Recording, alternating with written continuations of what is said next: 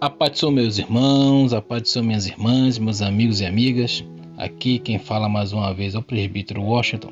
Estou aqui mais uma vez, meus queridos, para estarmos meditando na palavra de Deus, meditando naquilo que Deus tem para cada um de nós.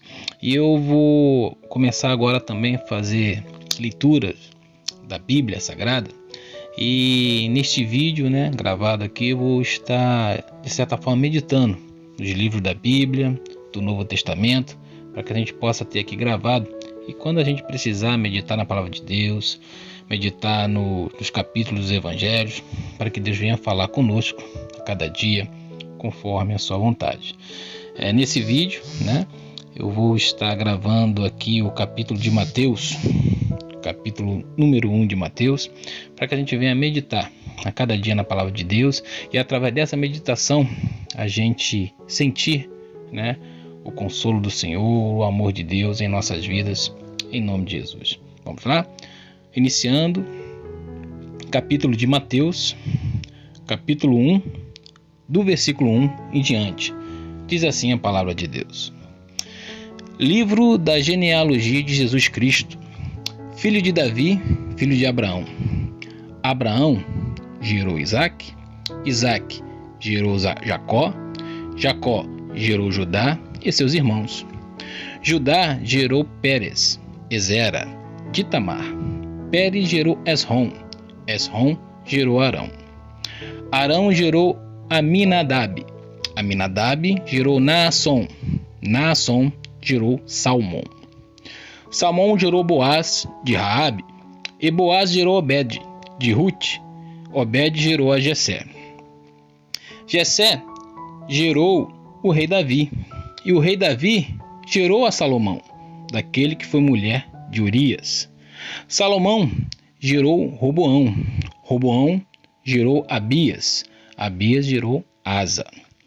Asa gerou Josafá, Josafá gerou Jorão, Jorão gerou Uzias, Uzias gerou Jotão, Jotão gerou Acás, Acás gerou Ezequias, Ezequias gerou Manassés, Manassés gerou Amon, Amon gerou Josias, Josias gerou Jeconias e a seus irmãos no tempo que foram levados cativos para a Babilônia. Depois do exílio na Babilônia, Jeconias gerou Salatiel, Salatiel gerou Zorobabel. Zorobabel gerou Abiúde, Abiúde gerou Eliaquim, Eliaquim gerou Azor, Azor gerou Sadoc, Sadoc gerou Aquim, Aquim gerou Eliúde, Eliúde gerou a Eleazar, Eleazar gerou a Matã, Matã gerou a Jacó. Jacó gerou José, marido de Maria, na qual nasceu Jesus, denominado o Cristo. Portanto, o total das gerações é, de Abraão até Davi, 14 gerações. De Davi até o exílio na Babilônia, 14 gerações. E do exílio na Babilônia até Cristo, 14 gerações. Continuando, o nascimento de Jesus Cristo ocorreu da seguinte maneira: estando Maria, sua mãe, prometida em casamento a José, antes que coabitassem, achou grávida pelo Espírito Santo. Então José, seu esposo, sendo um homem justo e não querendo expô-la à desonra pública, planejou deixá-la sem que ninguém soubesse a razão.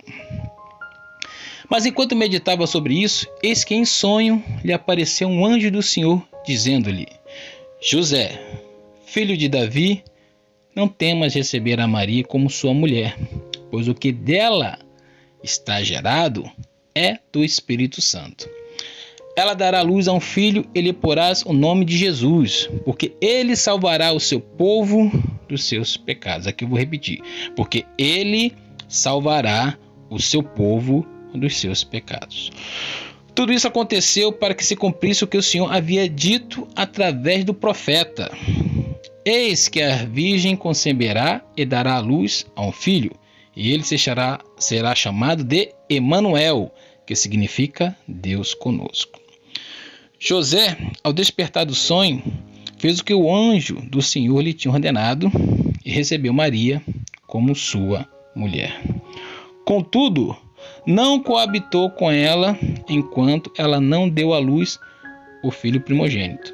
E José lhe colocou o nome de Jesus.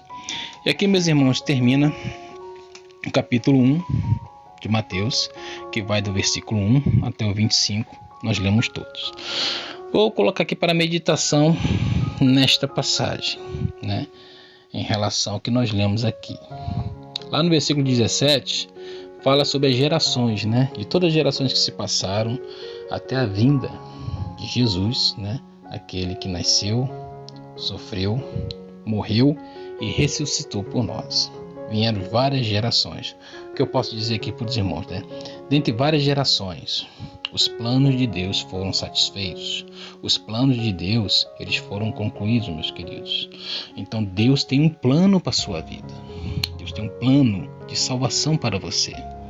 Não existe nada que possa impedir esse plano, né, se concretizar na sua vida. Porque o que Cristo já fez por nós, né, desde o seu nascimento até a sua morte e ressurreição, já está consumado. Então, meus queridos, o plano de Deus para a minha vida, para a sua vida, é que tenhamos a vida eterna em Jesus. E para você ver, né, que foi várias gerações, os planos todos foram de certa forma sendo concluídos, Deus preparando tudo para que um dia eu pudesse ter uma vida eterna em Cristo Jesus através do plano salvífico de Deus. Interessante que nessa passagem aqui também podemos ver que José, ele ficou preocupado numa certa situação, porque ele ainda não tinha coabitado com Maria, mas Maria engravidou e ele quis de certa forma se afastar dela, para que não viesse de certa forma a trazê-la alguma vergonha sobre aquilo que aconteceu, né? Sendo que o anjo do Senhor em sonho falou com José que era para ele receber a Maria, porque o que ela iria conceber e dar à luz a um filho era vinda do Espírito Santo. Quer dizer, o que é que eu quero dizer aqui? Que José de alguma forma queria mudar os planos. Tudo aquilo que Deus tinha feito em relação a Maria ser esposa dele, em relação a Maria conceber Jesus através do Espírito Santo, e José queria mudar os planos, queria se afastar, queria não mais recebê-la como sua esposa, não queria mais estar do lado dela. O que eu quero trazer para você, meus queridos? Que Deus, né, ele intervém em nossas vidas para que os seus planos venham a ser ministrados e concretos. Quer dizer, Deus, ele tem todo o poder, ele é onisciente, ele é onipresente, ele é onipotente, ele sabe de todas as coisas. Então, se for necessário, meus queridos, ele interagir contigo, ele falar contigo, ele de certa forma mudar os planos, né, para que você venha a entender que muitas vezes os planos que nós fazemos não é os planos dele. Ele vai falar com você. É interessante que nesse sonho, né, que José teve, ele além de sonhar e entender o que aquele sonho queria de certa forma falar com ele, ele obedeceu aquilo que Deus tinha ministrado ao seu coração. Interessante que lá em Filipenses, para complementar essa parte de José ter tido esse sonho e ter obedecido aquilo que o anjo falou, lá em Filipenses, no capítulo 2, versículo 13, diz assim, ó: porque Deus é o que opera em vós, tanto o querer como o efetuar, segundo a sua boa vontade. Meus queridos, o que eu quero trazer através dessa passagem para você: os planos de Deus não podem ser frustrados.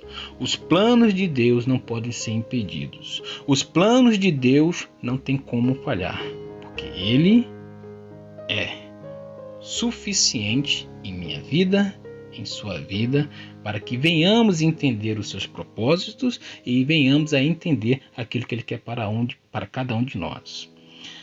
José, no momento ali, ele não entendeu. Mas em certo momento Deus falou o coração dele, Deus falou com ele, ele veio entender os planos de Deus para a vida dele e para a vida de sua esposa, Maria. Meus queridos, momento de meditação. O que falta para você entender quais são os planos de Deus para a sua vida? Qual é a dúvida que você tem em relação aos planos, aos projetos de Deus que Ele fez e está fazendo para a sua vida? Viu ali aquelas gerações todas? Viu ali Ele falando com José sobre o nascimento de seu filho, na qual estava sendo concebido pelo Espírito Santo? Ali em todas aquelas gerações, né, Deus planejou tudo de forma simples, mas de forma efetiva, para que a genealogia ali de Jesus viesse, né, através de uma linhagem real, porque Ele é rei no céu, Ele é rei aqui na terra. Todo esse planejamento, meus queridos, tudo isso que foi planejado foi por amor a mim e a você e toda a humanidade. Lá no livro de João, capítulo 3, 16, se faz aí o resumo de todo esse projeto, que diz assim, porque Deus amou o mundo de tal maneira que deu o seu Filho unigênito, para que todo aquele que nele crê não pereça, mas tenha a vida eterna. No 17, portanto, Deus enviou seu Filho ao mundo não para condenar o mundo, mas para que o mundo fosse salvo por meio dele. Meus queridos, a salvação em Cristo Jesus é planejamento de Deus. Diz a palavra também que Cristo, né, foi o Cordeiro que foi morto desde antes da fundação do mundo. Ele foi o Cordeiro que morreu por mim e por você. Hoje ele vive à destra do Pai. Daqui por diante, né, através, né, do passar das nossas vidas, através do passar do nosso tempo aqui na terra, nós encontraremos um dia como juiz. Mas ele foi o Cordeiro que morreu por mim e por você, para que os nossos pecados não nos levassem para o inferno, não nos levassem para uma eternidade no inferno. Hoje Jesus, através da sua morte e ressurreição, me dá o direito à vida eterna, a mim e a você. E é projeto de Deus, meus queridos, que você entenda essa palavra, que você entenda como Deus te ama, que você entenda que os projetos de Deus para você não podem ser abalados, não podem ser destruídos, não podem ser frustrados. Muitas vezes quando a gente fala de projetos, as pessoas pensam logo, né, em prosperidade, às vezes em riquezas, em ganhar a vida aqui nessa terra. Tudo isso está incluso também, meus queridos, mas de acordo também com o meu esforço, de acordo também com os meus cuidados aqui nessa terra. Muitas vezes as pessoas querem as coisas de mão beijada, mas relacionado, né, ao nossa vida espiritual com Deus, ao compromisso espiritual que Deus tem conosco, meus queridos. Ele já venceu o mundo por nós. Deus já deu um ponto final, né, no poder do pecado contra nossas vidas. Ele já deu um ponto final nisso. Hoje, o pecado existe? Claro que existe. Eu sou sujeito ao pecado, você é sujeito ao pecado. Nós pecamos diariamente. Mas o poder do pecado não pode mais me prender, não pode mais me escravizar por causa do sacrifício de Jesus. Hoje, eu tenho essa liberdade de falar com Deus, de confessar os meus pecados, de me arrepender através do sacrifício de Jesus. Por isso que o poder do pecado não pode me dominar mais. O pecado até existe, estou sujeito a falhar, mas eu posso pedir perdão a Deus através do sacrifício de Jesus na minha vida e na sua vida. Porque quando Deus olha para mim, Ele não vê só o Washington.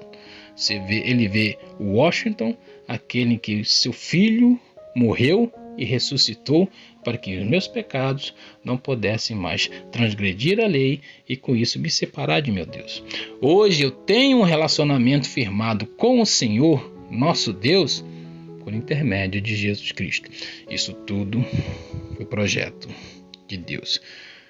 No capítulo de Mateus, capítulo 1, nós vemos todo esse projeto, toda essa genealogia se construindo, tudo isso se passando com um simples propósito, para que Jesus viesse ao mundo, nascesse, sofresse, morresse e ressuscitasse, para que um dia eu pudesse ter a vida eterna nele. Amém, meus irmãos?